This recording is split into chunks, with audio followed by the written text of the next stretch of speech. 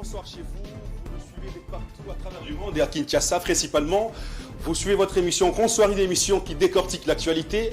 Aujourd'hui, nous recevons un président fédéral de G4, Génération 4. C'est un parti politique, j'espère.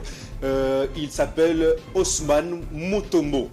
Avec lui, on va bavarder de sujets qui font l'actualité, notamment affaire Hold Up, le détournement de la famille de Joseph Kabila, et puis la grève de chauffeurs à travers la ville de Kinshasa, c'est depuis hier. Ils ont décrété pratiquement 3 jours de grève et ça a débuté hier. Aujourd'hui, ça s'est poursuivi et demain, c'est la clôture. Que deviendra la ville de Kinshasa et qu'est-ce que fait Gentini Ngobila Mbaka? On en revient juste après pour en parler.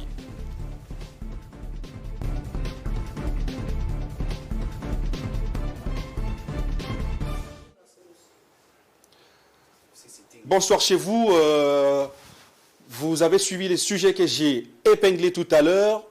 Affaire Hold Up, aperçu justement de la génération 4. Ousmane Mutombo, bonsoir. Bonsoir, chers camarades. Comment allez-vous? Oui, très bien. Sauf vous. Hein. Comment se porte le parti? Les partis se portent très bien. On est tout fait tout flamme avec Gaston Fumuchamba, qui est notre président national. Nous sommes en bonne santé. Si tu nous vois comme ça... Il est qui? Gaston? Gaston Fumuchamba. Gaston Fumuchamba. Oui. Qui est Gaston Fumuchamba? Il est le président national des partis politiques Génération 4. Que je suis président fédéral de la Tchangou. Qu'est-ce qu'il fait? Parce que c'est un acteur politique. Il n'est pas connu. Non, les Congolais ont besoin de connaître les gens là qui donnent l'argent à gauche et à droite, mais les gens qui travaillent dans la silence, on ne les connaît pas bien. C'est pas un parti mallette, ça? Non, non, la Génération 4, c'est parmi les grands partis politiques dans notre pays. Si nous citons aujourd'hui parmi les 5 partis politiques, je vous assure que la Génération 4 est parmi les 5 partis politiques parce que nous sommes implantés dans les 26 provinces alors que certains partis comme SID, comme le parti de Mozi ne sont pas implantés. Nous sommes dans les 15 pays au niveau du monde. Nous sommes là et on travaille. Comment est-ce que vous vous attaquez à l'SID alors que nous ne connaissons pas, en fait, la population congolaise, justement, et quinoise, ne connaît pas votre parti. Mais peut-être c'est vous, mais ces journalistes, la population congolaise connaît mieux la Génération 4 comme un parti politique qui connaît. Le siège, c'est où? Notre c'est Likelemba 87, et à la Tchangou, nous avons une siège fédérale sur boulevard Lemba, avenue Kipanda, numéro 6. À Tchangou, nous avons une siège fédération. À la Tchangou, la fédération sur boulevard Lemba, avenue Kipanda numéro 6. Mais notre siège national, c'est vers Kassavoubou, ici sur Likelemba 87. Ah, c'est vers Kassavoubou ou c'est Kassavoubou? Oui, oui. C'est sur Kassavoubou, justement. Alors, vous suivez de très près l'actualité parce que vous êtes acteur politique. Vous êtes président fédéral d'un parti politique, ce qui veut dire que vous avez du poids dans votre parti politique. Est-ce que vous connaissez l'affaire Hold Up? Ah oui, oui. Nous sommes au courant de toutes les informations. En tant qu'acteurs politiques, nous devons être au courant de toutes les informations qui se passent pour l'intérêt du peuple congolais et informer aussi la population congolaise et les membres des Générations 4. Alors nous voudrions justement ressortir l'aperçu justement de votre parti politique par rapport à cette affaire. Les médias internationaux, en fait, je peux déterminer 19 médias internationaux et 5 ONG spécialisées se sont mis dans une enquête sur la RDC et ils ont publié le résultat selon lequel la famille de Joseph Kabila, y compris Joseph Kabila justement, sont derrière un détournement de 138 millions de dollars. Vous connaissez quand même la banque FBJ. Oui. FBJ, c'est la banque qui a favorisé justement ce détournement, dont la sœur de Joseph Kabila est l'actionnaire qui détient 40% et le président de cette banque, c'est son frère adoptif. Comment avez-vous reçu justement cette information? Merci beaucoup pour cette question. Nous voulons informer notre peuple pour ce qui se passe dans notre pays. Cette histoire de l'enquête, je voulais préciser l'opinion. Cette histoire de l'enquête n'a pas commencé avec Félix Antoine Tshisekedi au pouvoir. L'enquête a commencé depuis 2013. Que ces enquêteurs ont commencé à faire leur travail. Parce qu'aujourd'hui, il y a certains poches de l'opposition qui voulaient mettre ça sur le dos de Félix Antoine Tshisekedi Tshilombo en pensant qu'il voulait déstabiliser son homologue Joseph Kabila. Ce n'est pas ça. L'enquête a commencé depuis 2013 et les résultats de l'enquête, ce n'est pas vous, quelqu'un qui est coupable de demander quel moment on peut faire sortir ces résultats. Et ça tombe aujourd'hui que les gens qui ont fait cette enquête avec leurs moyens, et ils ont donné maintenant un rapport. Cette enquête-là, c'est pour l'intérêt du peuple congolais. On a montré comment ce régime a détruit la RDC, avec tous les millions que vous voyez, alors que nous avons des problèmes pour avoir des routes, nous avons eu des problèmes pour avoir des entreprises, nous avons eu des problèmes de crèves, des médecins et d'autres. Cet argent qui allait servir notre peuple à ces choses-là, mais ils se sont accaparés. Alors, jusqu'aujourd'hui, justement, selon vous, le peuple congolais demande à ce que l'IGF s'est saisi, c'est justement. Mais l'IGF avait commencé cette enquête déjà avant que les rapports s'y sortent. C'est depuis quand ça? L'IGF a commencé depuis 2019 et 2020, je peux dire. L'IGF avait déjà soupçonné cette la banque là. Soupçon déjà, et il avait commencé à travailler sur ça. Il avait même demandé les procureurs à l'époque de se saisir des dossiers contre la banque que vous voyez. Et la banque avait reconnu à travers des chefs de payer, de remettre au moins 43 millions dans les caisses de l'État avec un échelon qu'on allait lui donner. Et aujourd'hui, nous avons vu cet rapport qui doit montrer que non, ce que l'IGF avait dit déjà auparavant vient être aussi révélé par d'autres enquêteurs, messieurs journalistes. Ça veut dire que l'IGF avait déjà déposé un rapport au niveau de la justice. Oui, concernant la banque. Mais la justice n'avait rien fait. Mais la justice, quand vous déposez un rapport devant la justice, et la justice a certains paramètres qui doivent travailler afin que les rapports doivent être examinés. La justice doit justement poursuivre les enquêtes. Il doit poursuivre les enquêtes aussi, pour afin qu'ils puissent interpeller les concernés. Mais jusqu'aujourd'hui, les concernés ne sont pas interpellés mais voilà. Ils sont libres. Qu'est-ce que vous, à G4, vous préconisez? Qu'est-ce que vous demandez à la justice congolaise? Nous, au niveau de la génération 4, un parti qui prône des valeurs démocratiques, un parti qui prône un état de droit, nous avons tout simplement félicité la façon de faire des choses par le président de la République, de laisser la justice faire son travail sans être impliqué. Mais lorsqu'on vous a laissé faire le travail, faites le travail que le peuple attend de vous.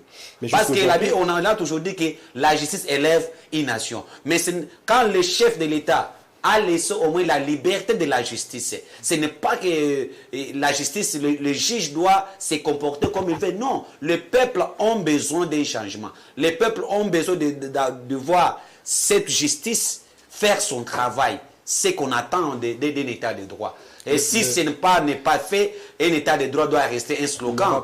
Le rapport a été déposé il y a très longtemps. Les enquêtes également viennent d'être publiées par des médias internationaux.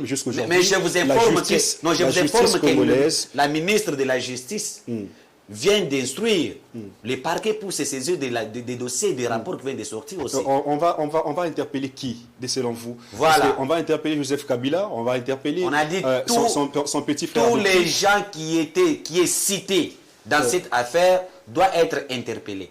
Et je veux dire une chose. L'entourage des chefs de l'ancien chef de l'État, c'est ça cet entourage qui lui amène dans des erreurs. Vous voyez, aujourd'hui, nous parlons de Joseph Kabila Kabange. Le lendemain, si l'entourage des chefs de l'État, Félix Antoine Tshisekedi Tshilombo, ne travaille pas bien, on peut parler aussi des présidents de la République. Lorsque vous êtes mal entouré... Mais vous êtes de l'entourage de chefs de l'État. Mais je vous dis, lorsque vous êtes mal entouré, voilà les fiascos, ce qui arrive.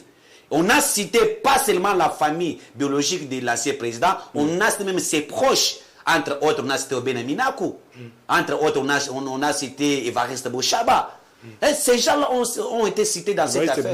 Boshab, oui, on l'a cité dans cette affaire. C'est pour voir que cette interpellation de la justice ne doit pas se concentrer seulement sur la personnalité de Joseph Kabila. Peut-être on a cité que les noms, mais peut-être c'est là qui ont beaucoup détourné son entourage. Albert Youma. Oui, Albert Youma, vous les connaissez, on a cité dans cet rapport-là. Et nous devons demander que la justice fait son travail. Parce que nous, on n'a pas... Quoi alors que Joseph Kabila a couvert des immunités? Non. Et puis, il y a une loi qui protège les anciens présidents de la République. Il n'y a pas une personne qui peut être au-dessus de la loi. La justice est incapable, justement, de toucher à Joseph Kabila. Non, la justice n'est pas incapable. Oui, mais il est protégé par la loi des anciens présidents. Mais je vous dis, quand il y a Vous avez déjà lu la loi? S'il y a la nécessité, c'est les députés et les sénateurs qui avaient voté cette loi. S'il y aura la nécessité, pour l'intérêt de notre peuple, pour l'intérêt de la nation congolaise, et les députés peuvent s'exprimer. Si Joseph Kabila Kabange est innocent, oui, ce n'est pas un problème.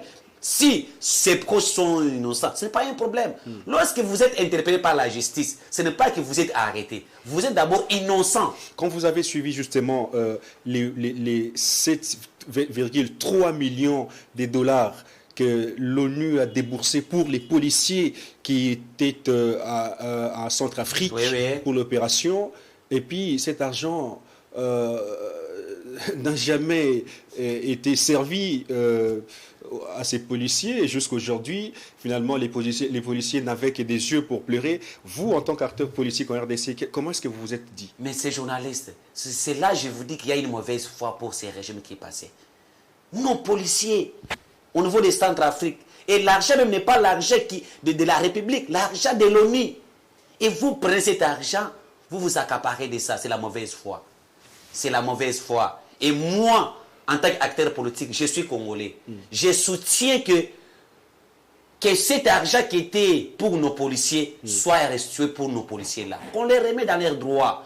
Qu'on les remet. Et quand vous prenez l'argent d'un simple policier qui a laissé sa famille en RDC, qui est allé travailler pour la République démocratique du Congo et qui est payé pour se retrouver, vous prenez cet argent-là, vous allez faire les affaires avec ça. Est-ce que vous êtes un bon père? Alors que le policier a des enfants qui doivent aller à l'école, a une femme qui doit faire nourrir, a une maison qui doit payer. Et quand vous faites ça, est-ce que vous êtes humain? Il faut être humaniste quand on fait certaines choses. Il faut être humaniste. Et voilà, aujourd'hui, le rapport est tombé. Nous, la génération 4, on a toujours soutenu la vie d'un policier, qui est une bonne vie pour les policiers, pour les militaires. Ça, parce qu'il travaille, il défend la République démocratique du Congo. Avec Gaston Fumutamba, on se bat jour au nez comment nous devons donner une vie meilleure à ces policiers et autres. Mais j'ai des regrets, mais ces journalistes. Est-ce que ça n'est pas... J'ai des regrets, je dois vous dire. Ce n'est pas de l'acharnement. Parce que le FCC crie à l'acharnement. Nous avons suivi beaucoup d'acteurs politiques. Attendez que je finisse la question. Nous avons suivi beaucoup d'acteurs politiques du FCC décrier justement à l'acharnement. Il semblerait que les enquêtes qui sont menées par les médias internationaux ont été financées par le régime en place et que vous êtes, parce que vous êtes des unions sacrées. Est-ce que ce n'est pas quand même ce n'est pas un avis crédible de la part des acteurs de l'union sacrée? Je vous dis une chose. Du FCC. Je dois vous dire une chose aujourd'hui. La génération 4, les partis politiques qui prennent des valeurs, qui est avec le président Gaston Fumutiamba, nous sommes parmi un parti politique républicain au niveau de l'Union sacrée. Il faut les savoir. Et nous sommes depuis longtemps, nous avons travaillé avec le chef d'État pour cet rapprochement entre l'ancien chef de l'État et tout le monde. Comme Nelson Mandela l'avait fait en Afrique du Sud, dès que le régime des partis, il a travaillé avec ces gens-là. Dès que vous avez vu le président Félix Tshisekedi au pouvoir, il a fait une coalition avec ces gens-là. C'est pour qu'ils travaillent ensemble pour l'intérêt du peuple. Là, nous ça n'a pas tenu. Ça n'a pas tenu parce qu'il y avait... ça n'avait pas tenu parce qu'il y avait une histoire triste. Non, il y avait une mauvaise foi de nos partenaires qui voulaient détruire le pays. C'est ça, qui n'avaient pas la volonté de travailler pour l'intérêt du peuple congolais. Là, je reviens maintenant pour la question que vous venez de me parler. Je vous dis que la situation qui vient de se passer, l'enquête a commencé depuis 2013. Est-ce que Félix Antoine Tshisekedi Tshilombo était au pouvoir? Est-ce que l'Union sacrée existait à l'époque? Non. Est-ce que Félix avait l'argent de financer à cette époque-là? Non. C'est ce qui trouble nos frères, c'est-à-dire quoi? La réalité vient d'être tombée. La façon qu'ils ont géré la République va être démontrée par même les enquêteurs internationaux. Et ils ont permanent. La crédibilité qu'ils sont en train de chercher, ça n'existe plus. Le peuple congolais n'est pas naïf. Le peuple congolais est en train de voir ce qui est en train de se passer dans notre pays. Il y en a qui disent que Joseph Kabila est à l'aise à Kingakati. Mais Joseph Kabila, c'est un citoyen. Non, c'est un citoyen congolais. Il ne crée absolument rien. Non, il a le droit de circuler comme tout le monde. Oui, juste là, Joseph Kabila, la justice n'a pas encore dit que Joseph Kabila est coupable qu'on puisse l'arrêter. Non, ce n'est que les rapports d'une enquête. Mais le rapport... Comment cet rapport doit faire peur au classique de FCC? Mais le rapport l'implique justement. Le rapport cite Joseph Kabila, le rapport cite son petit frère adoptif, le rapport cite sa petite sœur biologique. Oui. Mais comment est-ce que ce monsieur-là serait à l'aise alors que le rapport cite nommément 3 personnes? Est-ce que c'est là qui dit que Joseph Kabila est à l'aise? Ils ont rencontré Joseph Kabila à Kingakati quand? Il y a des photos qui circulent. Vous n'avez pas vu une photo? Avoir une photo, est-ce que les photos connaissent ce qu'est l'intérieur de moi? Non. Lorsque on peut nous prendre une photo ici, on connaît ce qu'est l'intérieur de moi. Je vous dis que nos confrères se tranquillisent, que la justice fait son travail. Mais nous, au niveau de la génération 4, nous demandons au chef de l'État de faire appel à l'ancien président de la République. Pourquoi il va s'ingérer dans une affaire justice? Non. Une affaire de la justice. Vous savez, maintenant, une affaire judiciaire. C'est peut-être à la justice à qui vous devriez demander de pouvoir se saisir de ces dossiers. Lorsque nous, Génération 4, nous demandons que le chef de l'État puisse faire appel à son homologue, ce n'est pas dans l'affaire de la justice. La justice doit faire son travail. Félix Antoine Tshisekedi, tu l'avais dit, il ne doit pas fouiller. Il n'est pas un fouilleur. Et ce qui se passe aujourd'hui, c'est la justice qui fait son travail. Mais à rencontrer Joseph Kabila pour changer avec lui, cela n'empêche pas que la justice fait son travail. Nous avons que le CPI, le Joseph Kabila est l'ancien président. Vous pensez que jusqu'à aujourd'hui, le chef de l'État n'a jamais fouillé le passé? Non. Félix Antoine Tshisekedi n'a jamais fouillé le passé. C'est la justice qui fait son travail, mais ces journalistes. Vous savez, dans ces pays... Mais vous avez fait appel justement à Félix Tshisekedi de pouvoir appeler son homologue ou l'ancien président Joseph Kabila. Oui. Quel sera justement le contenu de Non, pour qu'il s'échange. Ce n'est pas pour qu'il s'échange à ce qu'on la République du Congo.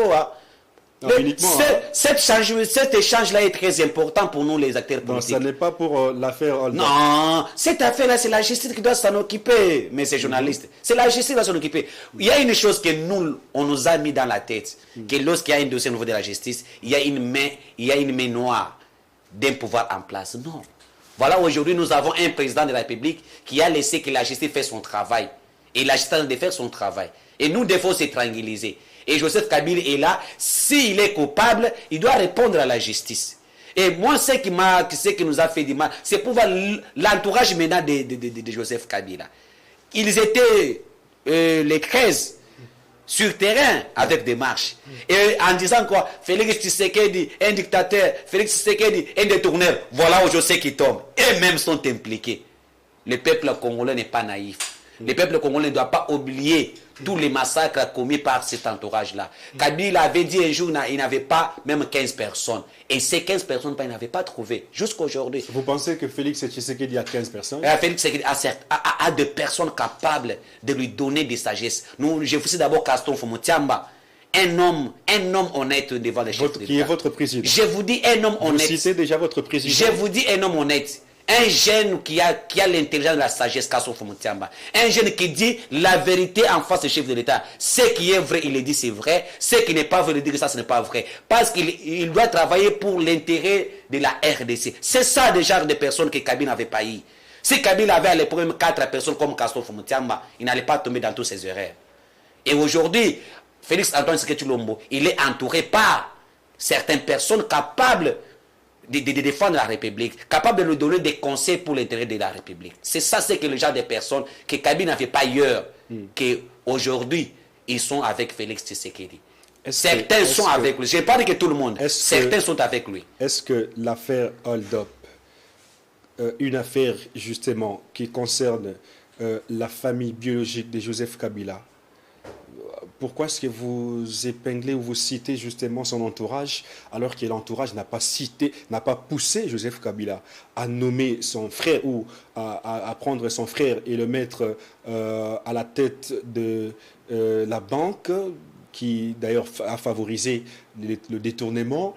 Joseph Kabila, en fait, il n'a pas été poussé justement par son entourage pour que sa sœur détienne 40% de la banque. Mais il y a une chose. Nous avons décrié... Pourquoi est-ce que vous voyez toujours son entourage alors que la personne... Nous décrions cette affaire cette façon de faire des choses. Nous décrions, ce n'est pas bien pour la République. Qu'est-ce que vous décrivez? Et les comportements, quand vous êtes au pouvoir, que la famille biologique doit s'accaparer de l'argent de la République, ce n'est pas bien. Ce n'est pas bien. Nous condamnons. On voit des générations 4, nous condamnons c'est la façon de faire des choses. Et la famille de l'ancien président sont impliqués dans la chose. C'est honteux. C'est pour vous dire qu'aujourd'hui, nous devons voir loin.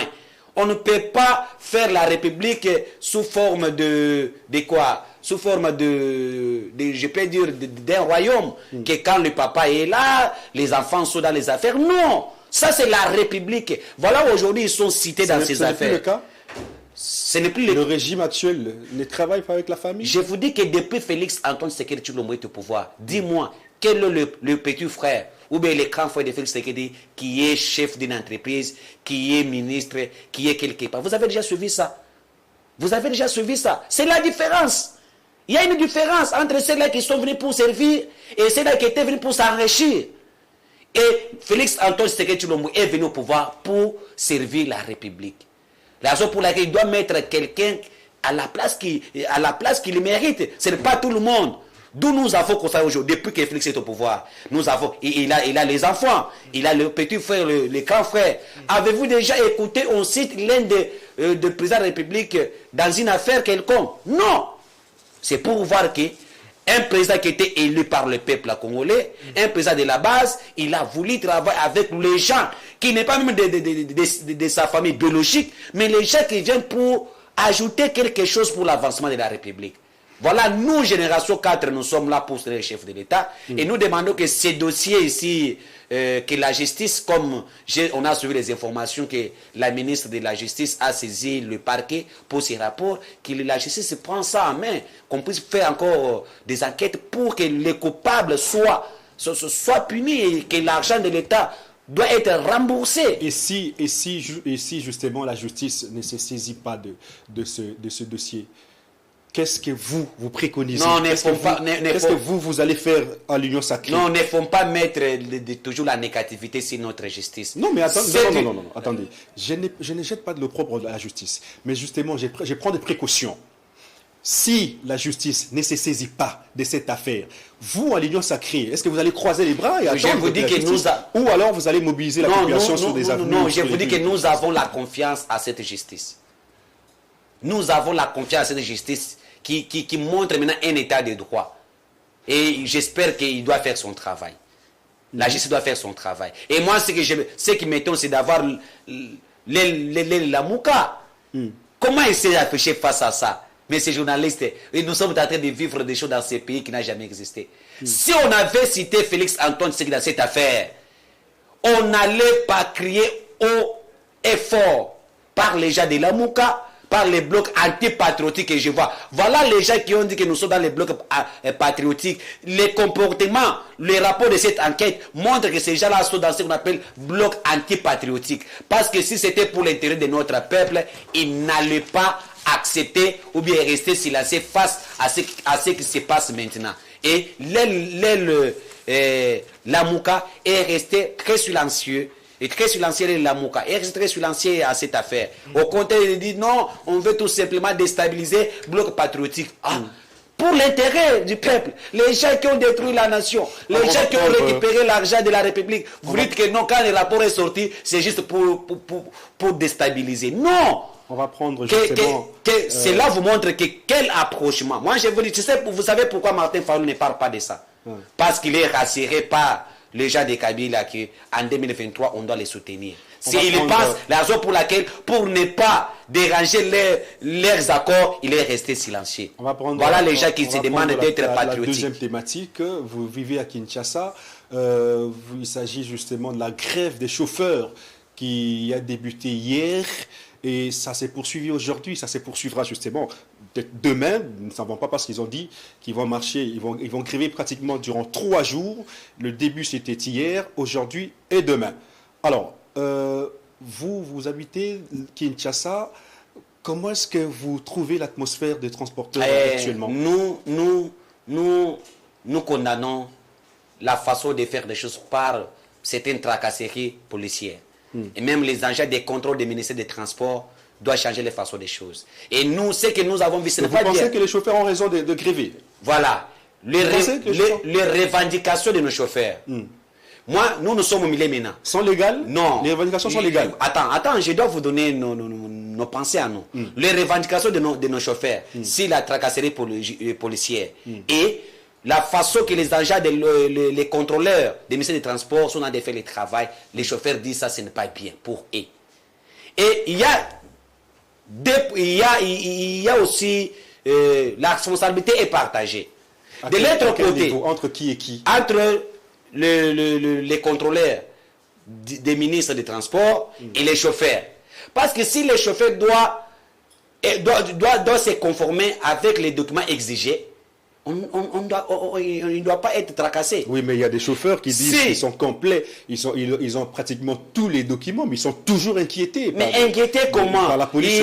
Voilà, ce qui manque maintenant, c'est quoi? Il n'y a pas la franche collaboration entre la police routière et les agents de l'ordre des ministères, les ministres des Transports et nos chauffeurs. Il n'y a pas la franche collaboration. Parce que si moi je suis en ordre avec tous les documents, comment je peux avoir peur? Comment je peux fuir les policiers qui arrivent pour les contrôles? Oui, mais ils arrêtent. Même non, si nous condamnons aussi la façon de faire des choses par la police routière. Même moi aussi, je l'ai dit. Chaque fois, je dis, ce n'est pas la façon de faire des choses. Cette police routière ne fait pas bien son travail. Là, moi, je suis quinois. Je suis quinois lorsqu'il n'y a pas de transport en Kinshasa. Et j'ai été pénalisé hier pour l'émission au niveau d'une magasin en place hier. Et j'ai vu des gens qui étaient en train de marcher comme ça. Et cela n'est pas bien dans une ville comme Kinshasa. Et j'interpelle Jantini Ngobila. Il faut qu'il fait bien son travail. Et j'interpelle aussi Sylvano Kassongo. Lui, là, ne fait pas bien son travail. Quelle est la responsabilité de Jantini Ngobila? En tant que gouverneur de la ville, il doit orienter des choses. Comment? Il doit savoir ce qui se passe en Kinshasa.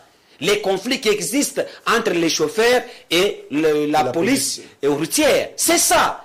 Le conflit, selon les chauffeurs qui grèvent, c'est la tracasserie.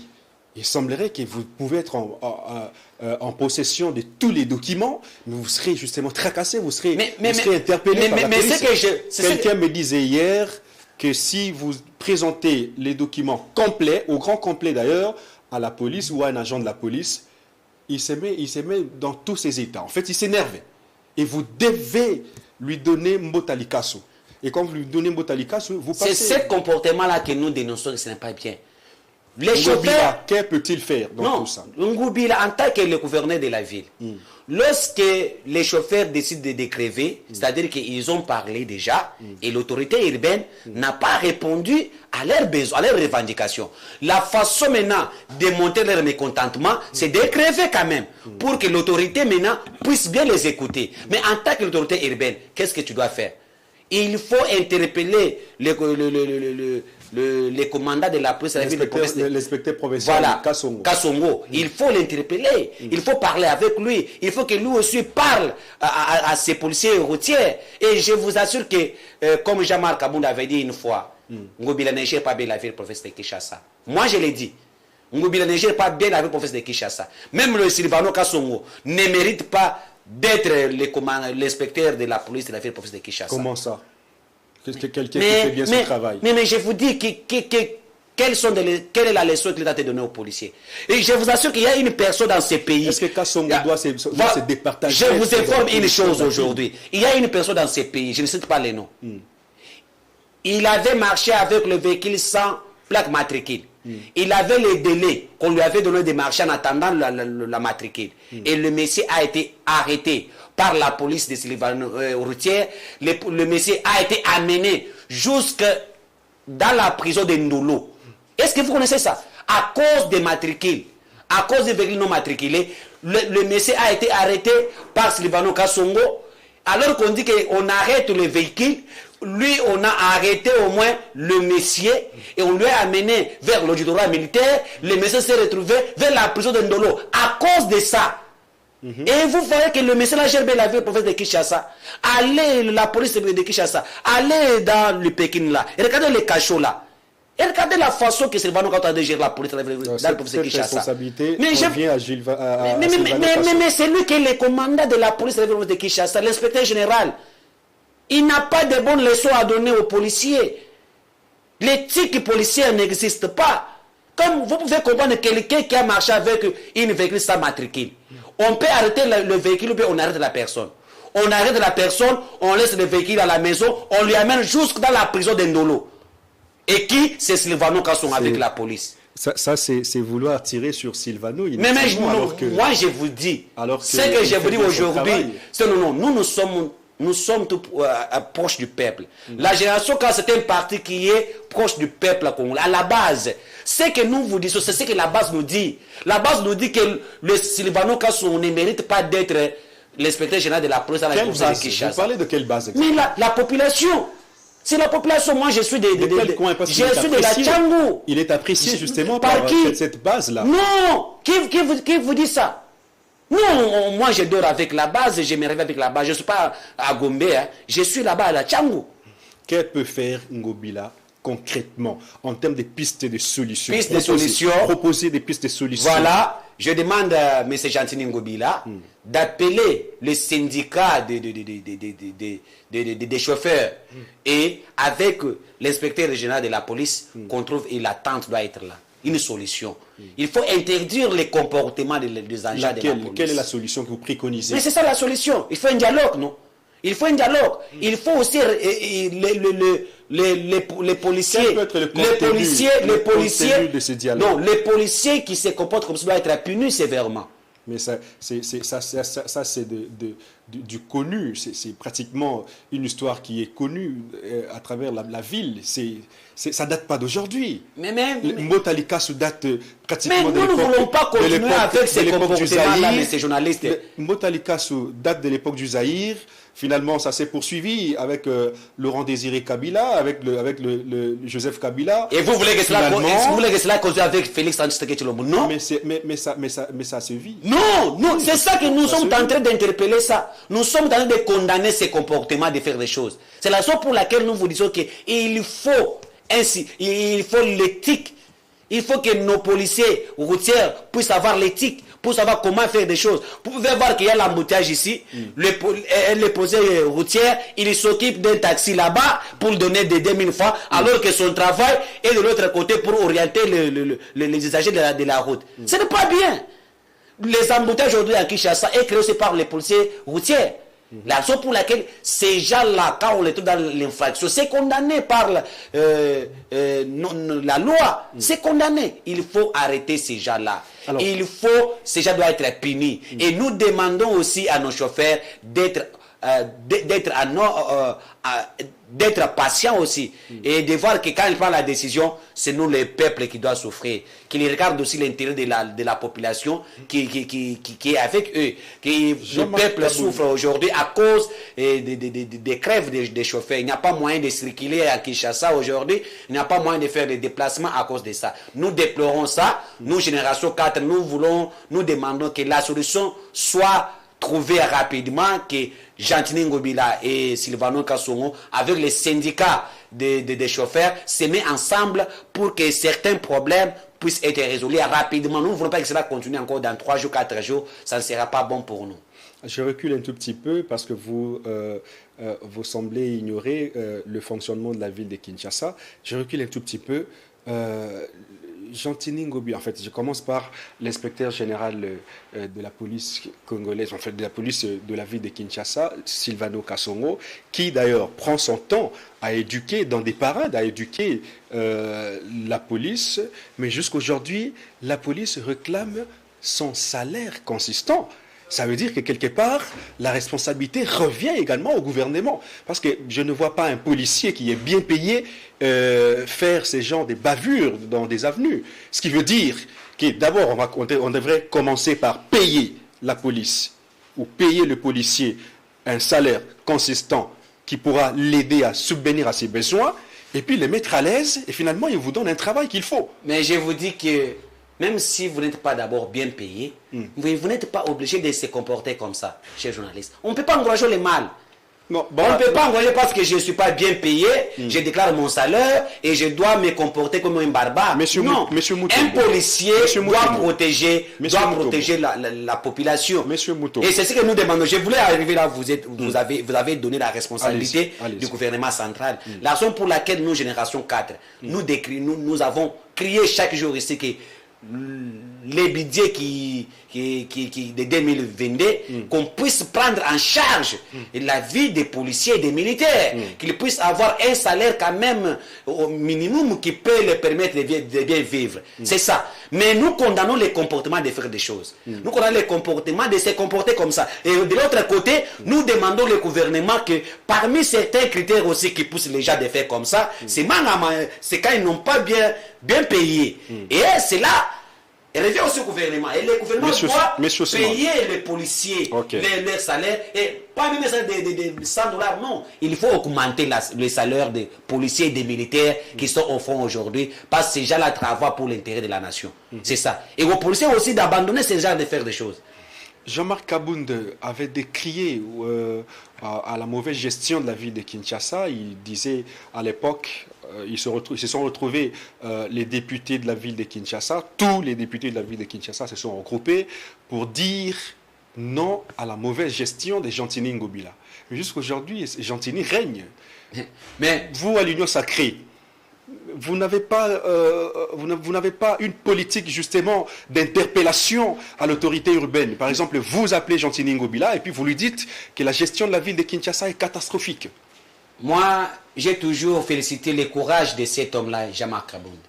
Lorsque les gens sont silence, lui dit en haut ce que les gens disent dans le silence. Mais il ne suffit pas de le dire. Je vous dis, Gentini Ngobila, et vous devez savoir une chose. Il ne suffit pas de le dire. Je vous dis, Jean-Marc Kabound a dénoncé ça. Et l'année dernière, vous avez vu ce que les députés provinciaux ont déclaré. Vous devez savoir que Jean-Marc Kabound était un député national. Ils se sont opposés justement. Jean-Marc Kabound était un député national. Il a observé la façon que la ville est gérée. Tel que moi aussi, je vois que la ville est mal gérée par Ngobila. Et Jean-Marc Kabound a décrié ça fort. C'était le moyen pour que les députés provinciaux, qui est les représentants des Quinois, puissent avoir une interpellation à l'endroit de Gentini Ngobila et pour que les choses changent. Et le lendemain, les députés provinciaux se lèvent le matin pour rejeter tout ce que Jean-Marc Kabound a dit, ce que le peuple a dit. C'est pour voir que ces députés-là ne sont pas là pour le peuple, les députés provinciaux.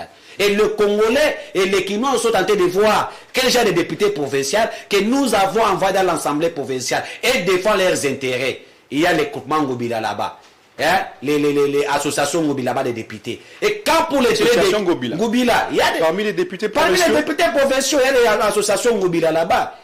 Association Ngobila, vous savez la politique que Ngobila fait.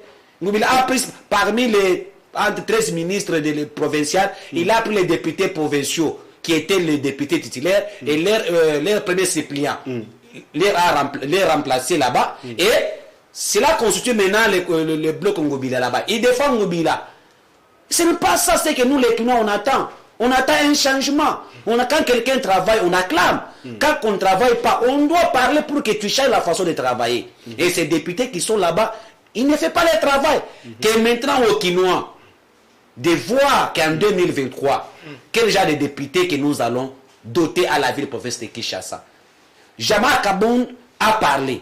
Mais il n'a pas le droit de démettre Ngobila. Ceux-là qui ont les droits, c'est les députés provinciaux. Qu'est-ce qu'ils ont fait? L'Assemblée délibérante de la ville de Kinshasa devrait commencer par contrôler le gouvernement provincial. C'est ça. Le contrôle ne s'est jamais effectué jusqu'aujourd'hui. Depuis le début, justement. Mais Marc Moukeba avait, parmi les députés provinciaux, Marc Moukeba avait parlé de ça. Mais aucun député provincial. Il est l'unique. Oui, aucun député provincial n'avait pas soutenu ça. Quel genre de député que nous avons?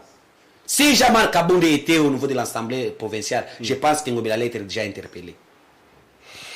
Très bien, on va prendre la troisième thématique pour complètement finir, mettre en terme cette émission. Il s'agit de sit-in organisé par le Bloc patriotique. Vous connaissez le Bloc patriotique? Oui. C'est un regroupement politique créé par Martin Fayoulou, le FCC, de Joseph Kabila, justement, l'Église catholique, l'ECC et consorts. Hier, ils ont fait un sit-in réclamant la démission, parce que c'est ça ce qui a été comme phrase emblématique, la démission de Denis Kadima.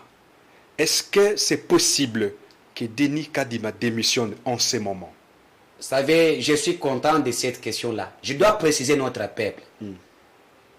Celles-là qui voulaient faire, qu'ils ont fait le sitting là, je vous assure, ils savent bien, très bien que ce n'est pas par eux que Denis Kadima doit quitter la CENI. Il sait bien que l'Assemblée nationale ne doit plus siéger pour retirer la confiance à Denis Kadima. Il sait très bien que les confessions religieuses qui ont voté Denis Kadima doivent retirer la confiance à Denis Kadima. Il sait très bien que les chefs de l'État qui avaient signé l'ordonnance ne doivent plus reculer. Ça, c'est du théâtre. Et je dis à mes frères que les endroits qu'ils ont choisis, ce n'est pas les endroits appropriés. Moi, je peux... ça? Oui, mais ils sont congolais, non, ils sont libres de marcher partout. Mais les endroits n'est pas appropriés. Voilà là où les amis pouvaient aller. Je vous donne. Je donne là où les amis pouvaient aller. Parce que vous les appelez bloc patriotique. Moi, j'appelle ça bloc antipatriotique. Parce que voilà les résultats de ceux-là qui sont dans les blocs patriotiques. C'est pour trahir le peuple. Là, je passe. Antipatriotique. Voilà les endroits que ces gens des blocs... Ceux qui réclament la dépolitisation de la CENI sont antipatriotiques. Voilà, je vous dis que c'est que le bloc antipatriotique, l'endroit qu'il allait faire leur sitting. Dans cette réclamation, on a vu les gens hier, les réclament quoi? Les RAM. Ils réclament tuerie, la paix à l'Est. Ils réclament le départ de Denis Kadima. Moi, j'allais les donner... La dépolitisation de la CENI. Mais je vous dis, moi, je dois aller, je vous donne maintenant les endroits qui allaient partir. Pour les RAM, il faut qu'ils puissent aller au niveau de la CED RTPC. C'est aller là-bas, réclamer que les RAM doivent être enlevés. Pour le Denis Kadima, il faut aller vers le ministère de l'Intérieur. Aller là-bas. Pour au moins la sécurité à l'Est, il faut aller dans le ministère de la Défense. Mais ils ne pouvaient pas se départager. Mais vous allez vers la CENI pour réclamer la paix à l'Est. Est-ce que la CENI à quel erreur qui doit jouer? Le gros sujet, c'est la CENI, justement. Non, parce que... nous étions là, mais ces journalistes, on a vu des déclarations. Quelqu'un qui a écrit, nous disons non au RAM. Nous disons non à l'insécurité à l'Est. Il fait là devant le bureau de la CENI. Et je vous dis que ces gens-là, ils n'ont pas à faire. Ils ont peur. Je vous dis qu'en 2023, le FCC que vous voyez aussi n'aura pas même des députés. Ils ont peur. Parce qu'on aura ceux qui vous ont donné la majorité au Parlement, là, vous pensez que la législature prochaine... Le FCC que vous voyez avec les blocs patriotiques ont peur des élections, les vraies élections, qui doivent être en 2023, qui sera même dirigé par le président Denis Kadima. Qu'est-ce qu'on reproche à Denis Kadima? Les élections qui sont décriées au départ. Non. Je vous dis, qu'est-ce qu'on reproche à Denis Kadima? Abbé Chola a dit, Denis Kadima a une expérience extraordinaire. Mais pourquoi il refuse? Parce qu'il est kassaïen. Mais nous, la génération 4, un parti qui prend l'unité, qui lutte contre le tribalisme, nous disons non. Tous les Congolais ont droit d'exercer certaines fonctions dans leur pays. Ça, nous condamnons. Et si peut-être on avait dit que Denis Kadima n'a pas une expérience, on allait comprendre. Mais vous reconnaissez au moins le mérite de l'homme. Mais comment vous le refusez? Là, c'est de 1. Parce que c'est un politique. Non. Selon eux, Denis Kadima, c'est un politique. Denis Kadima est proche du chef de l'État. Je vous amène dans cette optique-là. Ça veut dire qu'il ne pourra jamais proclamer un résultat contraire à la volonté. Mais je vous amène dans une optique simple. Vous êtes le journaliste et vous devez donner des vraies informations à notre peuple. On ne peut pas se mêler dans les ondus, pour parler, dans des échos inutiles que les gens relatent. Non, mais moi je vous dis, attendez, je vous dis ce que dit le bloc patriotique. Le bloc antipatriotique. Je vous dis une chose, Denis Kadima vient d'où? La charte qui compose les confessions religieuses, il dit comment? Le président de la CENI vient des confessions religieuses. Denis Kadima n'est pas membre de l'Union sacrée. Denis Kadima n'est pas membre de Génération 4 que je suis. Denis Kadima n'est pas membre de l'IDPS. Denis Kadima n'est pas membre de AFDC et autres, ou bien de MLC. Denis Kadima, c'est le candidat de confession religieuse bien outillé dans notre pays, Kimbanguiste. On a amené ces candidats-là. Je vous dis une chose. Il y avait beaucoup de candidats. On a éliminé jusqu'à ce que Denis Kadima et Cyril aient resté les deux candidats. Pourquoi on n'avait pas éliminé Denis Kadima dès le départ si les soupçons étaient vrais? Est-ce qu'Abbé Cholé, qui avait gardé le candidat de Denis Kadima à la dernière position, est-ce qu'il était aussi corrompu pour garder le candidat de Denis Kadima jusqu'à... C'est Abbé Cholé qui critique... Mais c'est ce que je vous dis. Est-ce que c'est vous qui étiez chargé de faire l'étude de tous les candidats? Vous avez gardé un candidat X et Y à la fin. Et après, vous dites que ce candidat-là est corrompu. Toi aussi, tu étais corrompu. Après l'observation, Denis Kadima, enfin, après l'observation, après le renseignement, après avoir reçu des informations fiables, Abbé Cholé devait justement changer de face. C'est tout à fait logique. L'Abbé Cholé n'engage pas les confessions religieuses. Il y a eu 8 confessions religieuses. La charte article 17 dit comment, premier alinéa, il faut passer dans des consensus. Lorsque le consensus n'est pas trouvé, il faut deuxième alinéa dit comment, il faut aller dans des votes. Ils sont allés dans les consensus. Les consensus ont montré que 6 contre 2. 6 étaient pour Kadima, 2 étaient pour Cyril. Cyril, c'est qui? C'est le neveu de cardinal Ambongo. Pour eux, c'est eux. Entre eux. Là, je ferme la parenthèse. Et il faut passer par deuxième étape de faire les élections. Pourquoi ils ont refusé d'aller aux élections? La consensus, c'est la voix de la majorité, mais ces journalistes. Mais parce que Denis Kadima c'est la voix. déjà derrière lui 6 confesseurs religieux. Voilà, Denis Kadima, c'est le choix. C'est le choix des confessions religieuses. Denis Kadima ne vient pas aucun parti politique. Il n'a jamais été aucun parti politique. Alors voici la question fondamentale. Et si on avance avec cette allure, si on avance avec Denis Kadima, qui est au départ contesté par par la classe politique de l'opposition, vous n'avez pas peur que ces élections ou les élections de 2023 soient déjà contestées? Je voulais que vous précisiez une chose. Vous avez dit qu'il est contesté dès le départ par une classe politique. C'est-à-dire qu'il y a aussi une classe politique, à savoir de l'opposition. Non, il y a aussi une classe politique qui soutient aussi Denis Kadima. Dis-moi, nous avons 800 partis politiques au Congo. Combien de partis politiques ne veulent pas de Denis Kadima? Si on a que SID, on a que les partis de Mouzitu, on a que les FCC, même 5 à 6 partis qui est resté là-bas. C'est l'Église catholique, c'est l'Église catholique, c'est les confessions comme tous les autres. L'Église mère. Mais non. Écoutez, nous sommes dans un pays laïque. L'Église catholique renferme beaucoup de Congolais. Non, je vous dis, nous sommes dans un pays laïque. L'Église catholique n'a pas le monopole de décider sur la République démocratique du Congo. Je vous dis, depuis que nous avons commencé les élections dans ce pays, l'Église catholique a déjà accepté quel candidat que vous connaissez? Abbé Malumalu, ils ont refusé. Ngouemoulound, ils ont refusé. Nanga, ils ont refusé. Vous savez que si on avait entré dans le chemin de l'Église catholique en 2018, Kabila allait être au pouvoir jusqu'à aujourd'hui. Parce qu'on allait refuser aussi Nanga, Kabila allait rester au pouvoir. La raison pour laquelle nos parents nous ont toujours dit ne font pas marcher avec tel ami, il est mauvais. Au fur et à mesure que vous marchez avec cet ami, le camarade en question, les comportements doivent être aussi vers toi. Et voilà aujourd'hui, du fait que les protestants marchent ensemble avec l'Église catholique, voilà, les comportements de l'Église catholique viennent aussi au niveau des protestants.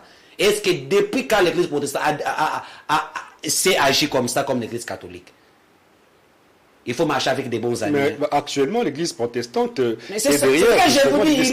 Il a copié une mauvaise comportement. Est-ce que vous n'avez pas peur des affrontements en 2023? Je vous dis qu'en 2023, il y aura les élections démocratiquement. En 2023, et puis nous, la génération 4, un parti qui soutient les chefs de l'État, nous allons donner au chef de l'État la majorité parlementaire.